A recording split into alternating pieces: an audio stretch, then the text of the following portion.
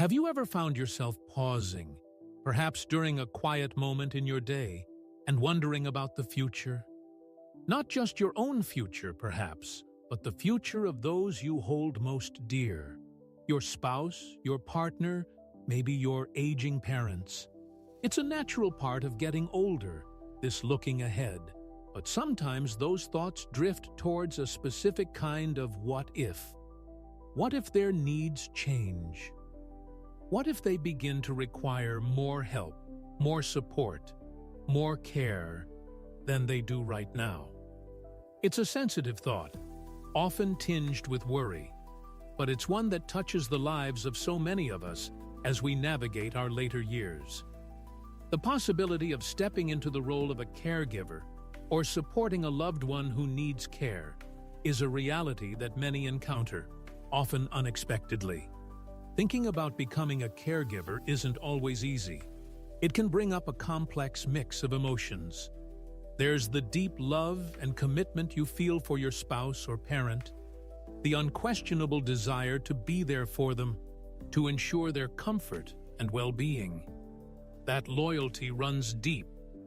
But alongside that love, it's perfectly normal and perfectly understandable to feel a sense of apprehension.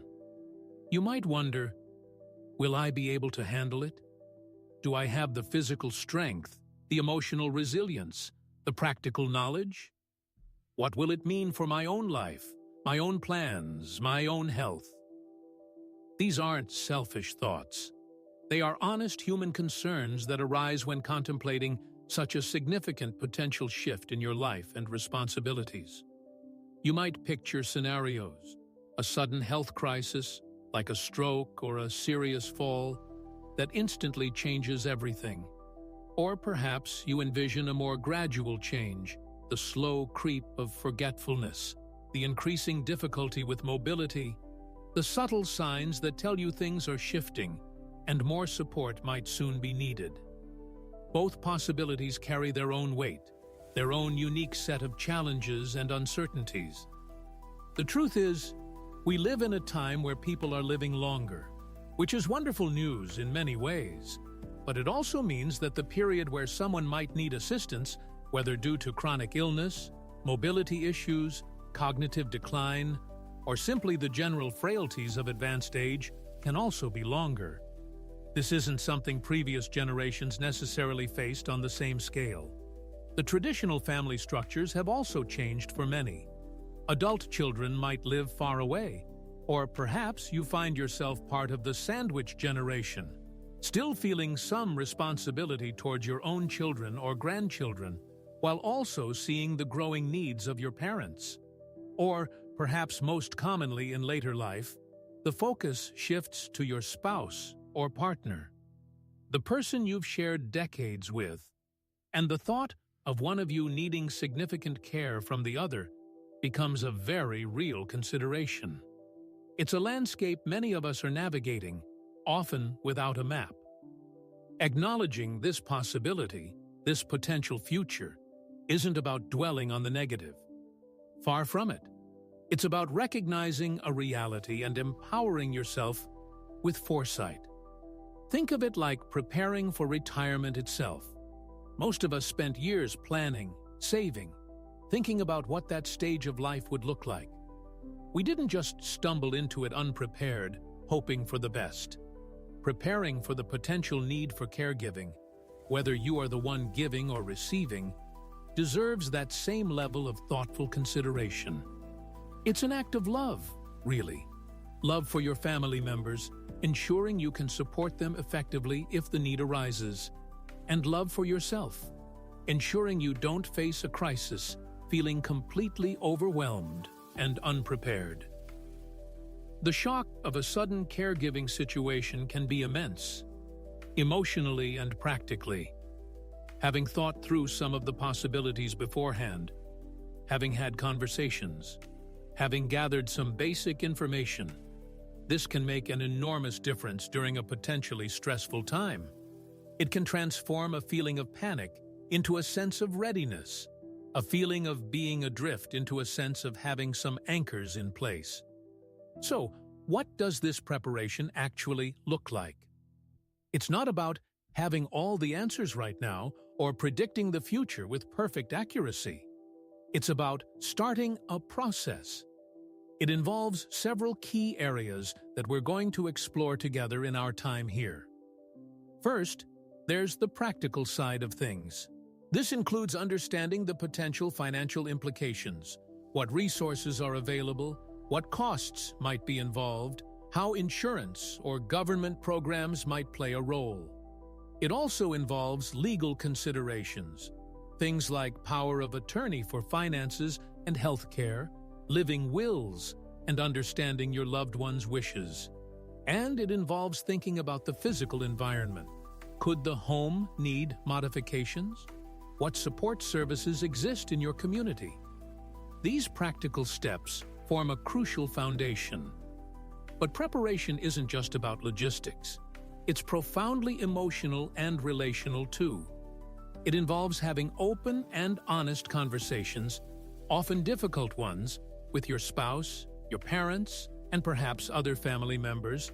It's about understanding expectations, fears, and preferences before you're in the thick of it.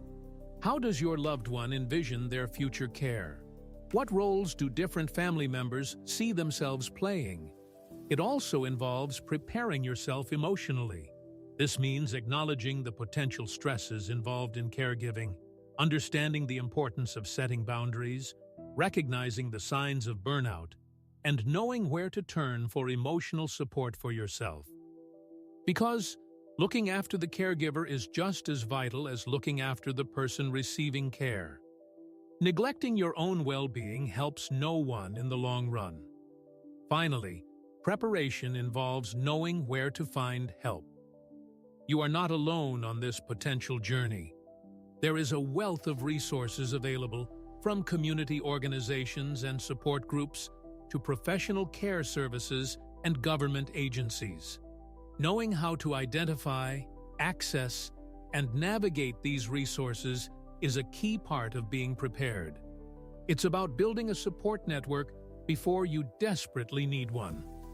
Over the course of our discussion, we'll delve deeper into each of these areas. In this first chapter, we've really focused on acknowledging the topic, validating the complex emotions involved, and understanding why proactive thought and planning are so incredibly valuable. It's about shifting from a place of potential worry or avoidance to a place of gentle, proactive readiness. In our next chapter, the main body of our discussion, we will roll up our sleeves and get into the specifics. We'll explore the concrete steps you can take now, the practical checklists you might consider, the types of conversations to initiate, and the kinds of information that are most helpful to gather. We'll break down the process into manageable pieces.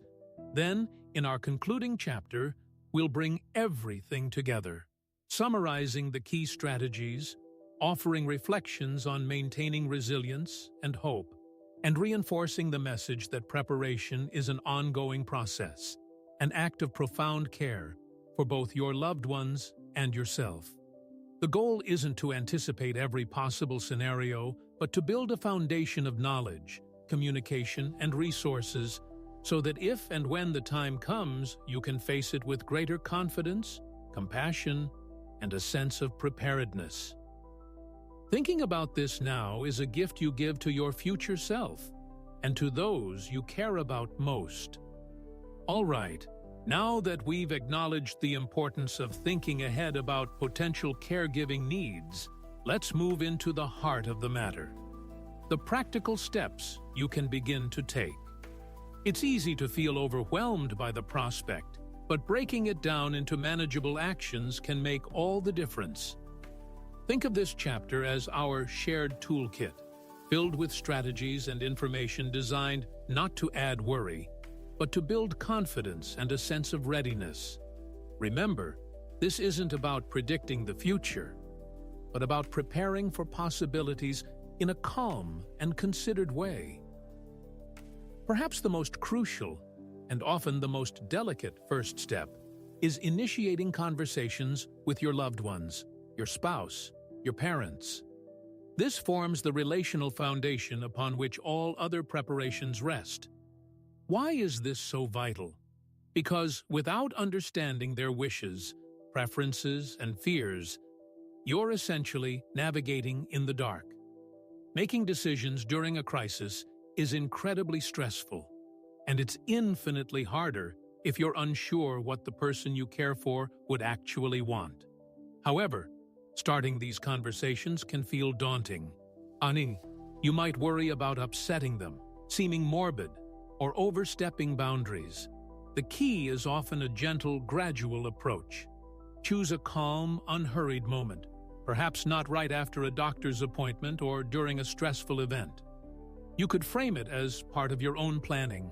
For example, you might say, "Honey, I've been thinking about our future plans and getting some things organized, like our wills and healthcare preferences.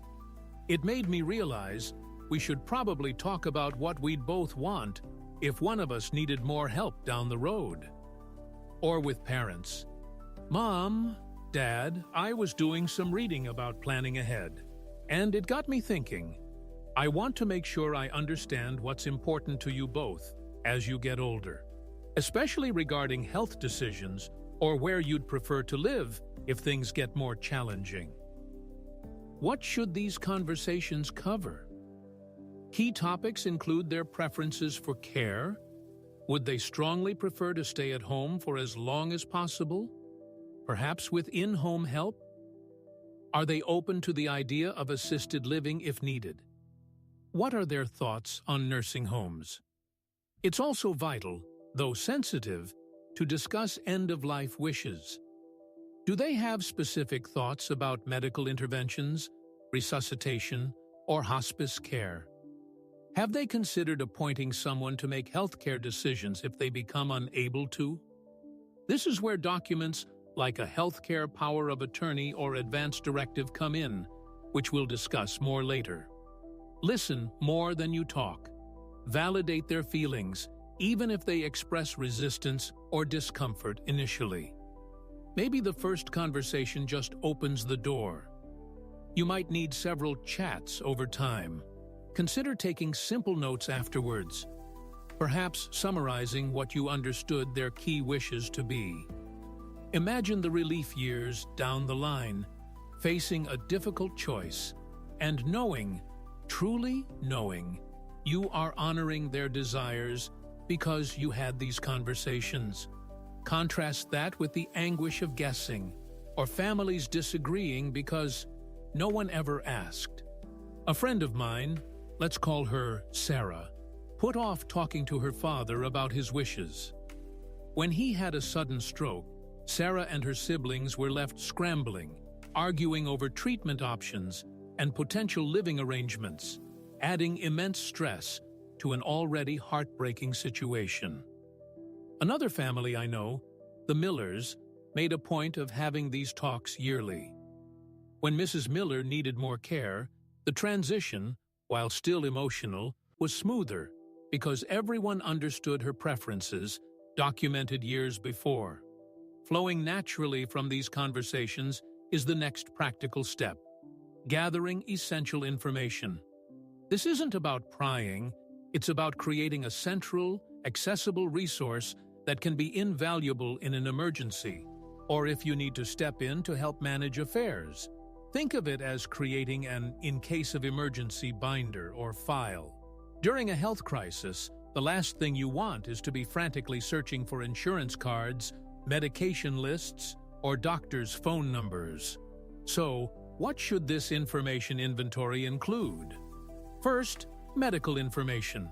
This means a comprehensive list of all their doctors, primary care and specialists, with contact details, a complete list of current medications, including dosages and frequency, any known allergies, a summary of major health conditions and past surgeries, and copies of health insurance cards, Medicare, supplemental, prescription drug plan. Knowing their pharmacy is helpful too. Second, financial information. This can feel particularly sensitive. The goal initially might simply be to know where things are located and who manages them. This includes details about bank accounts, institution, account numbers are helpful, but at least know which banks. Sources of income, Social Security, pensions, investments, recurring bills, utilities, mortgage, rent, insurance, and the location of important financial documents like tax returns or investment statements. If they have a financial advisor or accountant, having their contact information is key. Third, legal documents. Critically important is knowing the location of their will, any trust documents, power of attorney documents, both for finances and healthcare, and living will or advance directive. We'll delve into what these mean shortly, but knowing they exist and where to find them is step one. Fourth, key contacts. A list of important people in their lives, close friends, neighbors who might check in, other family members, clergy, and professionals like their lawyer or insurance agent. How do you gather this without causing alarm? Again, frame it as mutual planning or organization. You could say, "I'm putting together a folder with my important information in case anything happens to me." Maybe we could do the same for you, just so everything is in one place and easy to find if needed. Offer to help them organize it. Use a binder with clear sections or a secure digital file if they are comfortable with technology.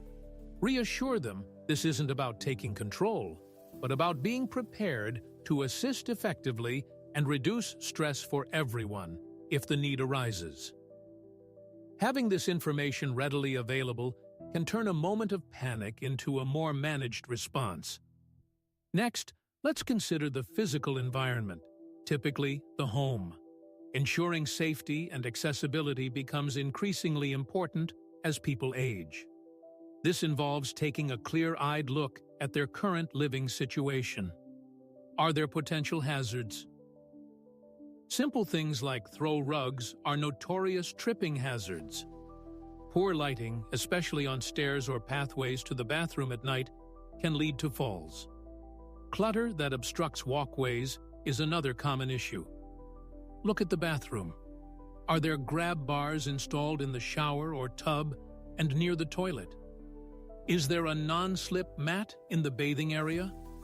Are stairs manageable? Or might a ramp or stair lift be needed eventually?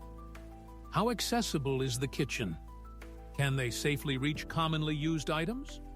Consider installing an emergency alert system, especially if they live alone. This assessment doesn't mean drastic changes are needed immediately. Sometimes small, low-cost modifications make a big difference. Improving lighting with brighter bulbs or night lights, securing rugs with double-sided tape or removing them altogether, decluttering pathways, adding a shower seat.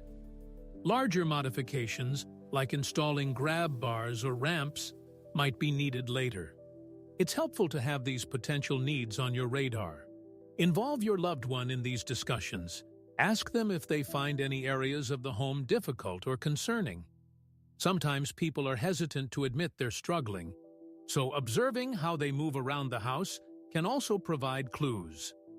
Remember, too, if you anticipate providing care in their home, consider how manageable the space is for you. Will you be able to assist them safely in the bathroom or navigate narrow hallways?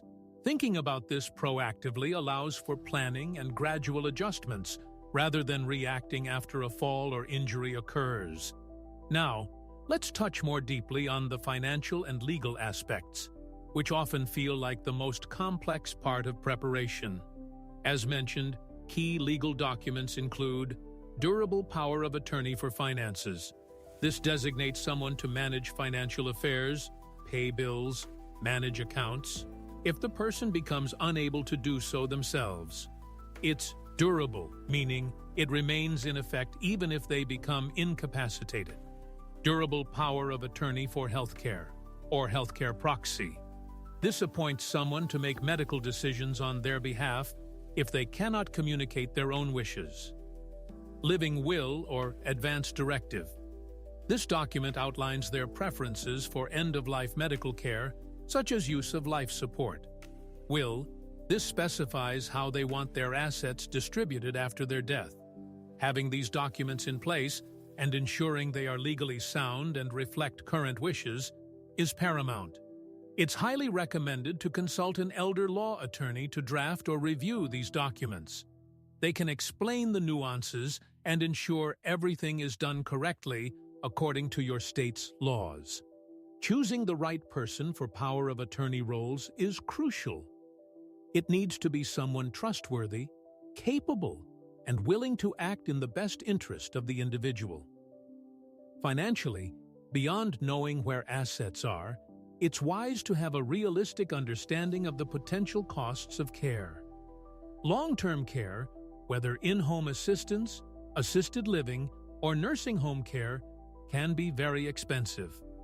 A common misconception is that Medicare covers these costs.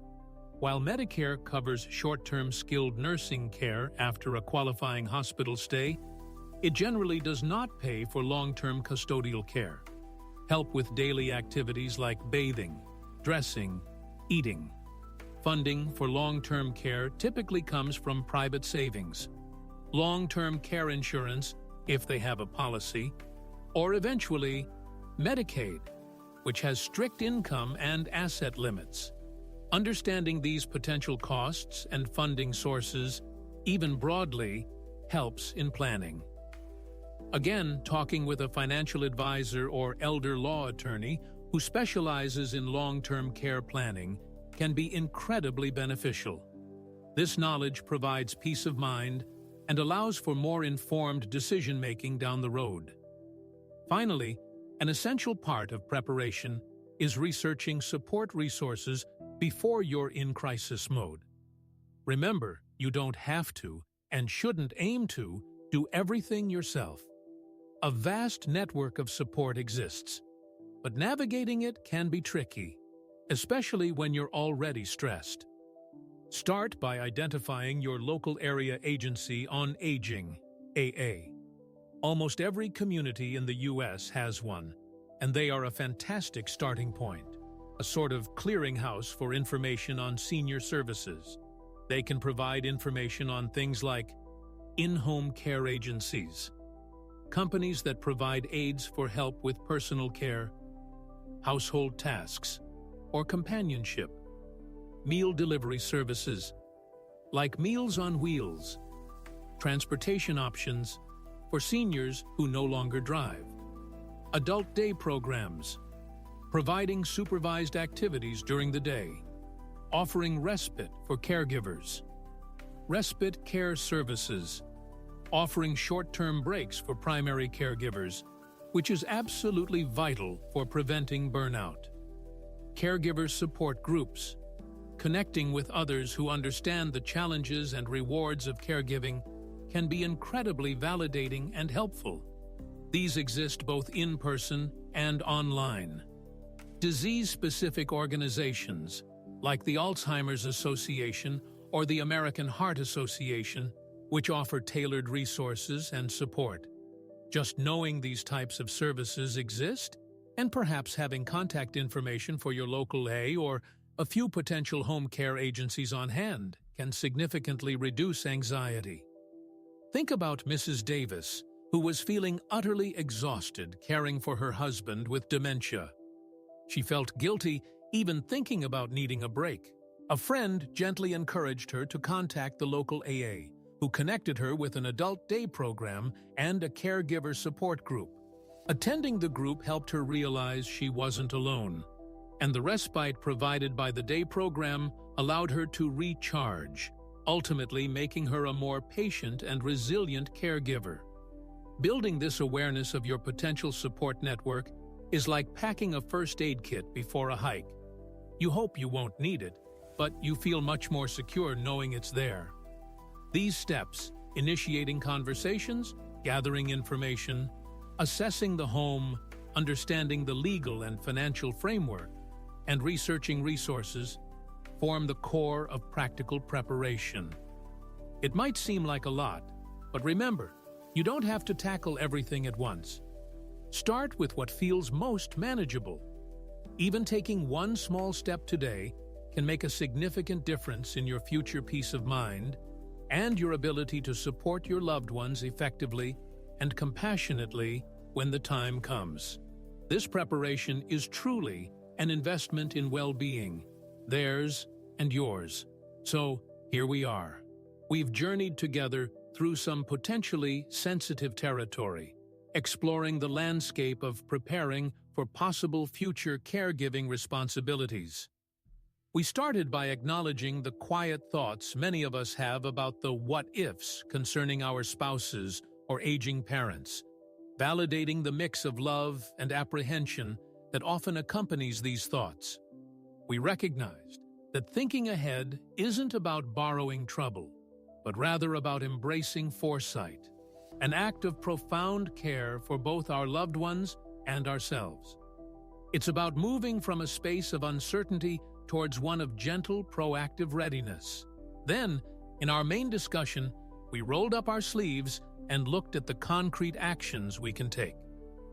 Remember how crucial we found those initial, sometimes delicate conversations with your loved ones? Taking the time, perhaps over several occasions, to truly understand their wishes about future care, their preferences for where they want to live, should their needs change, their feelings about specific medical interventions or end-of-life care. This isn't just ticking a box on a checklist. It's a profound act of respect and connection. It lays the groundwork for future decisions to be made, not out of guesswork or panic-stricken uncertainty, but out of a genuine knowledge of what matters most to them. Having these discussions before a crisis hits can alleviate so much potential stress and conflict later, ensuring that their voice remains central, even if they can no longer easily express themselves. It transforms potential future dilemmas into acts of honoring their stated desires. We also emphasized the immense value of gathering essential information. Creating that centralized file or binder containing medical details like doctor contacts and medication lists, key financial information like account locations and bill schedules, the whereabouts of crucial legal documents, and important contacts might seem like a purely practical task. But think about the peace of mind it offers. In an emergency, having that information readily accessible frees up your mental and emotional energy to focus on your loved one, rather than frantically searching drawers or making panicked phone calls. It's about creating order amidst potential chaos, providing a tangible tool that allows you to step in effectively and efficiently if needed. Again, framing this as mutual organization or planning for everyone's benefit can ease the process of collecting this sensitive information. And what about the physical environment? We discussed looking at the home through a lens of safety and accessibility, identifying potential hazards like loose rugs or poor lighting, considering the need for grab bars in the bathroom, evaluating the manageability of stairs. These aren't just minor home improvements.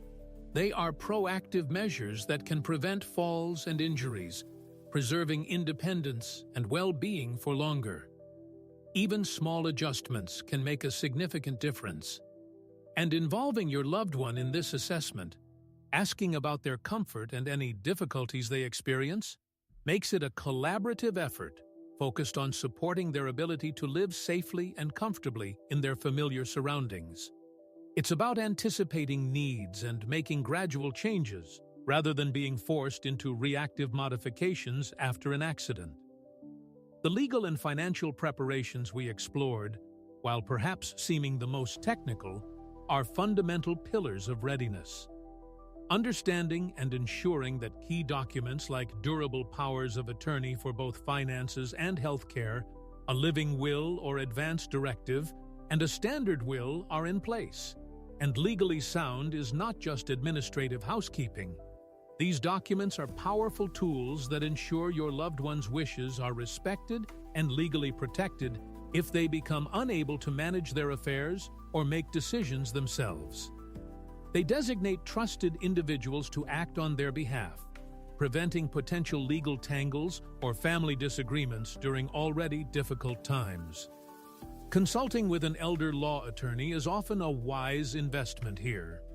Similarly, gaining a realistic understanding of the potential costs of long-term care and the available funding sources, savings, insurance, potential government benefits like Medicaid, allows for more informed planning and reduces the likelihood of facing devastating financial surprises down the road.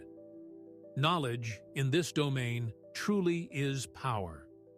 Finally, we highlighted the critical importance of researching support resources in your community before you need them. Discovering your local area agency on aging, learning about the types of services available, like in-home care, respite care, adult day programs, transportation assistance, meal delivery, and crucially, caregiver support groups, builds a safety net. Knowing where to turn for help, having a few phone numbers or websites handy, transforms the daunting prospect of caregiving from a solitary burden into a potentially shared responsibility. It reminds you that you are not alone. Seeking help, whether it's practical assistance or emotional support from others who understand, is not a sign of weakness. It is a sign of wisdom and strength. It's essential for sustaining your own well-being, which is paramount if you are to provide effective and compassionate care for someone else. Now, as we bring our discussion to a close, let's step back and reflect on the bigger picture. Preparing for potential caregiving is more than just logistics and paperwork. It's an emotional journey as well. It requires courage to face difficult possibilities, compassion to understand the fears and vulnerabilities of both your loved ones and yourself, and patience to navigate complex family dynamics. It's about balancing love and duty with your own needs and limitations. Remember, it is perfectly okay to feel ambivalent, to acknowledge the potential stresses alongside the deep desire to care. Caregiving, if it becomes part of your life, can be demanding. There will likely be challenging days, moments of frustration, sadness, or exhaustion. That's why self-care isn't a luxury, it's a necessity. Protecting your own health, seeking respite, maintaining social connections, and acknowledging your own emotional needs are vital for long-term resilience. Building that support network we talked about isn't just for practical help, it's for your emotional sustenance too. Connecting with others who have walked a similar path can provide invaluable comfort and perspective. But amidst the challenges, there can also be unexpected rewards. Stepping into a caregiving role can deepen relationships, revealing strengths you didn't know you possessed. It can offer moments of profound connection, intimacy, and shared humanity. It can shift your perspective on what truly matters in life. Seeing the resilience and spirit of the person you care for, finding joy in small moments, and knowing you are making a difference in their life can be incredibly meaningful. The preparation we've discussed is ultimately about maximizing the potential for those positive experiences while mitigating the stresses. It's about empowering yourself with knowledge and resources so that you can approach the future, whatever it may hold, with greater confidence and less fear. It's about taking control of what you can control, in a situation where much might feel uncertain. Think of it as building a sturdy vessel. You don't know exactly what weather you'll encounter on the journey ahead, but having taken the time to ensure the vessel is sound, well-stocked, and equipped with navigational tools gives you the best possible chance of navigating smoothly, even through storms. This process of preparation isn't a one-time event. Needs change, circumstances evolve, and wishes might shift. It's beneficial to revisit these conversations and plans periodically, perhaps annually or after any significant health event.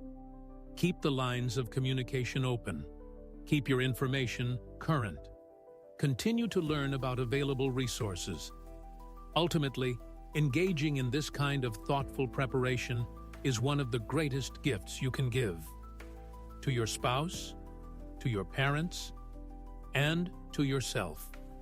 It's a testament to your love and commitment, a practical expression of your desire to ensure their well-being and dignity, no matter what the future brings. It allows you to face the possibilities not with dread, but with a sense of quiet readiness, grounded in knowledge, communication, and a network of support. It honors the relationship you cherish by planning thoughtfully for its potential future chapters. So, take a deep breath. You've taken an important step just by considering these matters. Start small, perhaps with just one conversation or one piece of research.